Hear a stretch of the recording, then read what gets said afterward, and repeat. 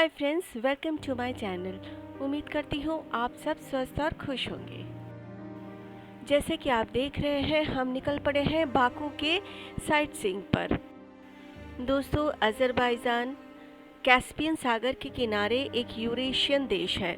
Eurasian यानी आधा Europe और आधा एशिया के अंतर्गत आता है। सच कहूँ तो दोस्तों, मुझे इस देश के बारे में उतना ज्ञान नहीं था, लेकिन जितना घूम रही हूँ, जान रही हूँ, मैं भी बहुत अचंभे में रह रही हूँ और अच्छा भी लग रहा है, ज्ञान भी प्राप्त हो रहा है। और आप भी देखते रहिए पूरा वीडियो, तो आप भी अचंभे में रह जाएंगे कि हम भारतीयों का इस देश में किस तरह का प्रभाव रहा है। बात करते करते हम पहुँच चुके हैं याना ताग।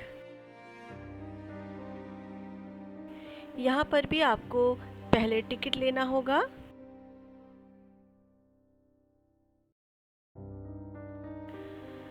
याना ताग का अर्थ है जलता हुआ पहाड़। एक प्राकृतिक गैस की आग है जो अज़रबैजान की राजधानी बाकू के पास एक पहाड़ी पर लगातार जलती रहती है।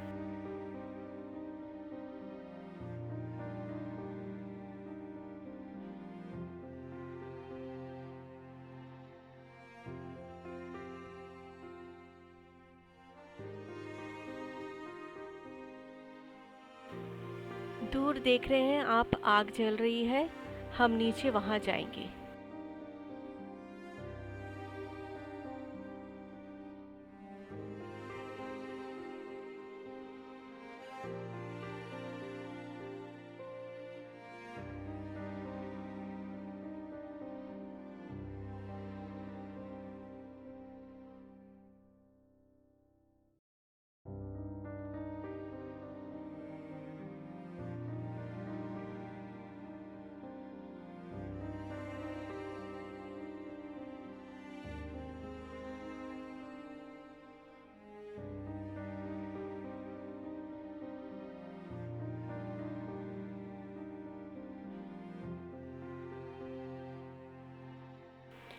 तेज हवा चले, पानी बरसे या बर्फ गिरे, आग कभी भी बंद नहीं होती है।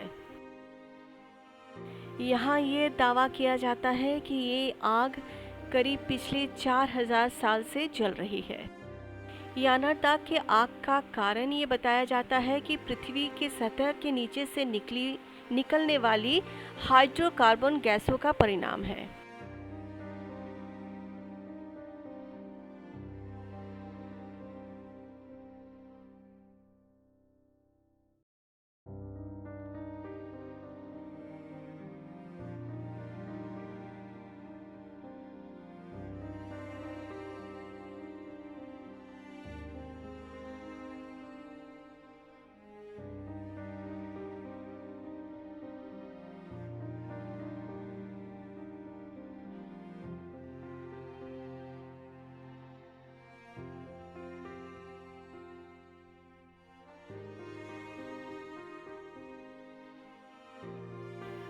यानाजर के अलावा इस तरह के आग का एक सबसे प्रसिद्ध स्थल बाकू के पास अग्नि मंदिर है, जो एक धार्मिक स्थल है जिसे आतिशगह के नाम से जाना जाता है, जिसका अर्थ है अग्नि का मंदिर।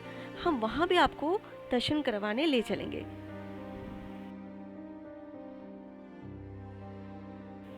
तो उससे पहले बाहर की अग्नि और बाहर की गर्मी से थोड़ा परेशान हो चुके हैं, तो क्यों ना पहले थोड़ा सुस्ता ले। यही एक कैफ़े है, तो चलिए थोड़ा सा कॉफ़ी हो जाए।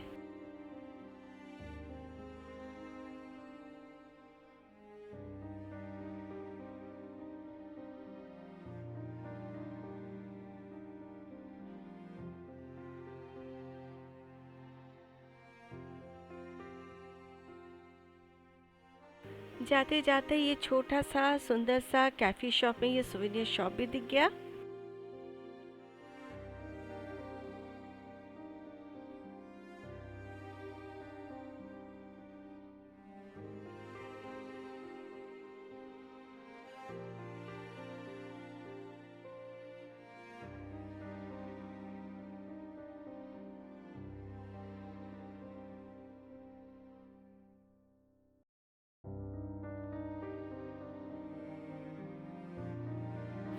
अज़रबैजान 98% मुस्लिम आबादी वाला देश है, लेकिन आपको हैरानी होगी, इस देश की राजधानी और सबसे बड़े शहर बाकू में भारतीय देवताओं वाला एक मंदिर है, जहाँ एक जगह है सुरखानी, जहाँ टेम्पल ऑफ फायर आतिशगह नाम का एक जगह है। हम वहीं जा रहे हैं और अब हम पहुंच गए हैं आतिशगह यानी अग्नि का मंदिर।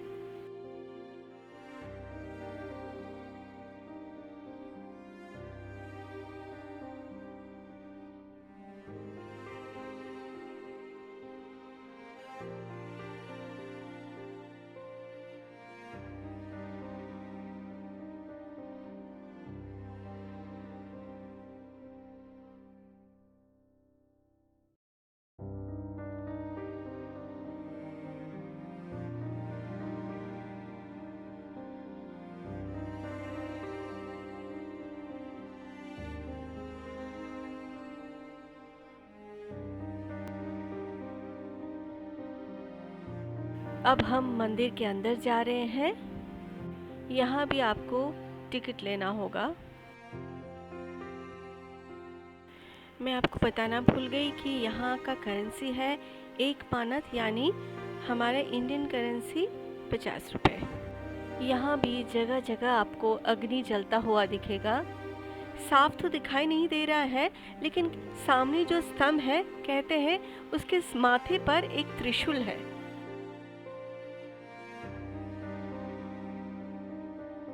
आतिशगह में आतिश फारसी शब्द है जिसका अर्थ आग है। यहाँ तेल जमीन से प्राकृतिक रूप से निकलता है और आग की लपटें लगातार जलती रहती है।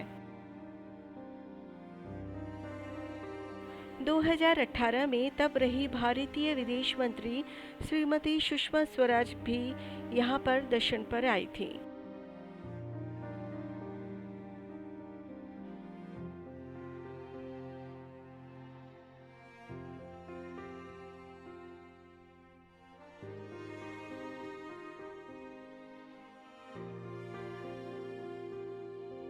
अब इस मंदिर को म्यूजियम में रूपांतर किया गया है। आपको इसकी कुछ झलकियां दिखाते हैं। पारसी लोग यहाँ पहले उपासक थे। ये लोग आग की पूजा करते थे। इस्लामिक आक्रमण से पहले 7वीं शताब्दी में ये इलाका सैशन डायनेस्टी के फारसी साम्राज्य का एक हिस्सा माना जाता था। आर्मेनियन विद्वानों का मानना है कि ये 7 पवित्र अग्नि छेदों वाला मंदिर शाह आदर्शिर ने बनवाया था। इस मंदिर में सिर्फ हिंदू ही नहीं बल्कि सिख और ज़ोरास्ट्रियन धर्मों का प्रभाव भी दिखाई देता है।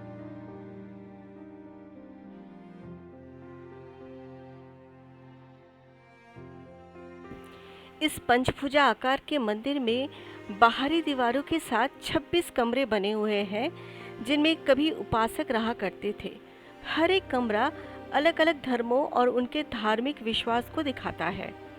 1883 के बाद इसका इस्तेमाल तब बंद हो गया जब इस मंदिर के नज़दीक ज़मीन से पेट्रोल और प्राकृतिक गैस निकालने का काम शुरू किया गया।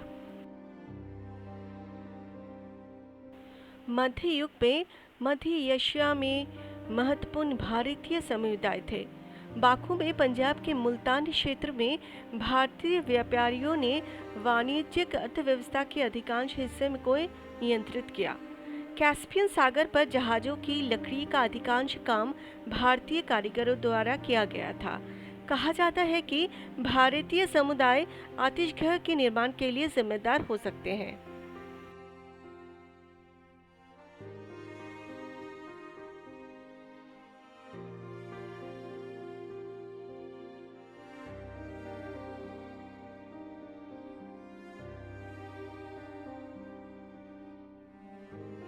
इस म्यूज़ियम में भारतीय, फारसी और ज़ोरास्ट्रियंस किस तरह से व्यापार करते थे, उनका रहना, खान पान, यही यहाँ पर दर्शाया गया है।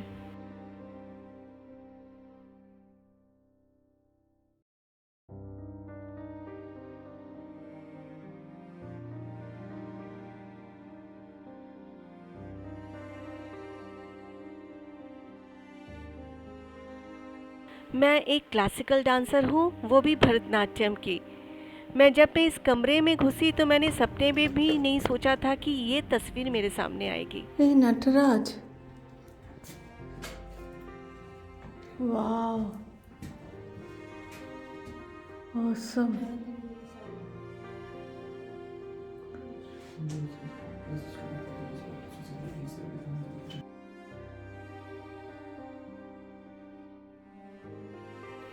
मंदिर आज जिस रूप में खड़ा है वो हिंदुओं की वजह से है। 17वीं सदी के आखिर या 18वीं सदी की शुरुआत हिंदुओं के आने के बाद उसका इस तरह से बनना शुरू हुआ।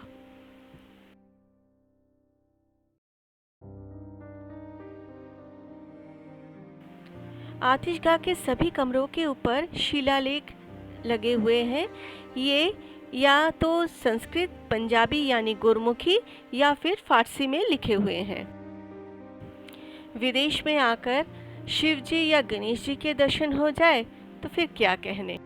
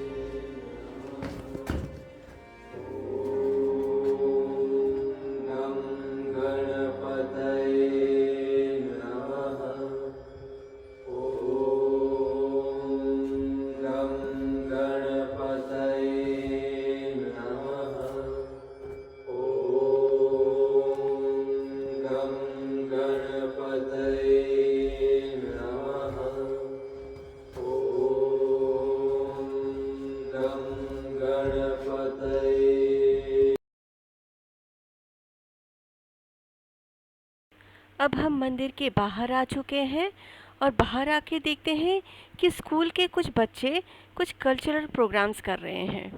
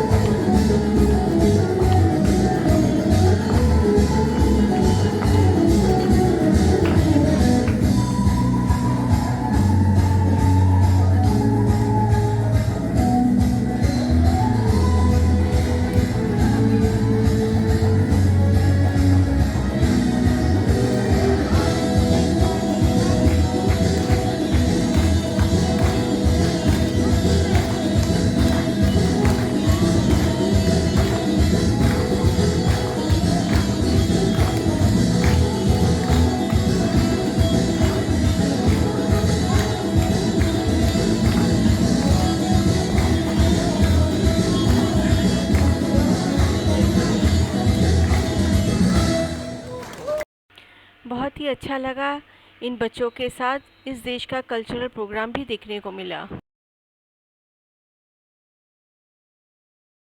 अब हम चल पड़े हैदर अली सेंटर की तरफ।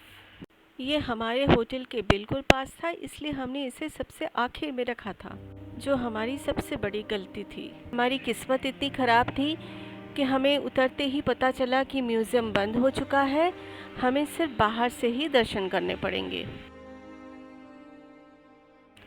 तो हमने कुछ तस्वीरें ली और पास ही में एक छोटा सा लेक था, वहाँ जाकर हमने थोड़ा रिलैक्स किया।